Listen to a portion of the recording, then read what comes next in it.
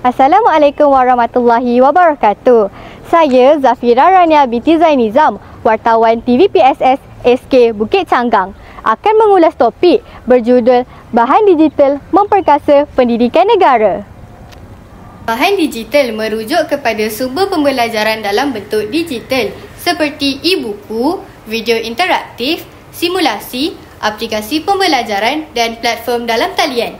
Penggunaan bahan digital dalam pendidikan memainkan peranan penting dalam memperkasa sistem pendidikan negara dengan meningkatkan akses kepada maklumat, menjadikan pembelajaran lebih menarik dan menyokong pelbagai gaya pembelajaran. Jika pada zaman dahulu, pendidikan dilaksanakan menggunakan papan batu, papan putih dan kapur, kini ia telah berkembang dengan penggunaan teknologi digital yang lebih interaktif dan efisien. Teknologi digital ini mencakup berbagai perangkat, sistem dan aplikasi yang menggunakan data digital untuk beroperasi.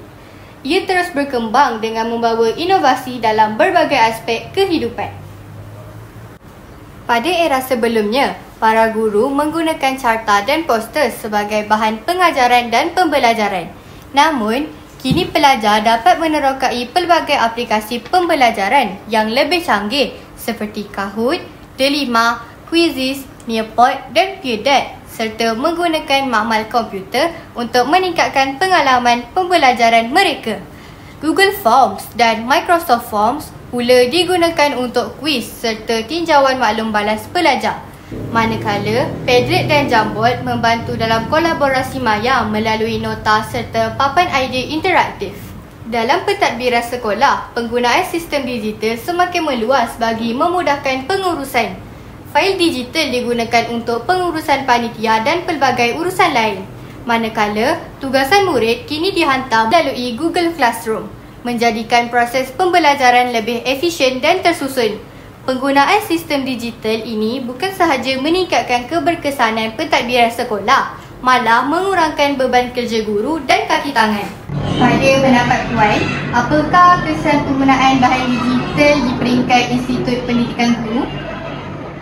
Okey, pada pendapat saya ya, yang penting untuk pembelajaran ni apa yang ke-21. Okey, kemarin itu berguna apabila pelajar menjalani latihan mengajar di sekolah yang semakin banyak menggunakan teknologi ya. Mereka banyak menggunakan pembelajaran sendiri dan ia adalah fleksibel selain satu mudah, bahan-bahan pembelajaran sendiri ni mudah diakses ya, tak perlu nak bawa benda mau cukup depan, tak perlu kita akses je terus dia ajar kan. Awak pun faham kan bila cikgu mengajar guna bahan digital, faham tak? Tak? Lebih faham lah. Okey, jadi lagi satu kebaikan bahan digital ni ke, pelajar boleh belajar ikut keselesaan dia dan kelajuan masing-masing melalui bahan yang boleh diakses bagi masa. Okey, kaedah juga ini juga menyokong pembelajaran sepanjang mudah lagi satu di mana-mana pun boleh diakses. Lagi satu guru klasik boleh mengajar menggunakan bahan digital ni kerana pelajar-pelajar kurang rendah pun yang boleh guna bahan digital kan. Jadi senanglah guna akses. Apakah kebaikan pembelajaran secara digital di peringkat sekolah? Antara kebaikan yang kita boleh dapati melalui pembelajaran digital di peringkat sekolah, yang pertama sekali, ia dapat memudahkan tugas guru dalam melaksanakan proses PDPC di dalam kelas. Di samping itu juga, melalui pembelajaran digital ini dapat mewujudkan satu suasana pembelajaran yang menyeronokkan. Murid-murid juga dapat mengakses bahan pembelajaran dengan mudah bila masa dan di mana-mana saja. Selain itu, ia juga dapat memberi ruang dan peluang kepada murid untuk mengembangkan kemahiran dalam mengejar impian mereka melalui pelbagai sumber pembelajaran dalam talian. Kesimpulannya, perubahan dalam kaedah pengajaran dari zaman dahulu ke zaman kini menunjukkan peningkatan ketara dalam kecekapan penyampaian ilmu. Dengan adanya teknologi, proses pembelajaran menjadi lebih fleksibel, interaktif dan berkesan.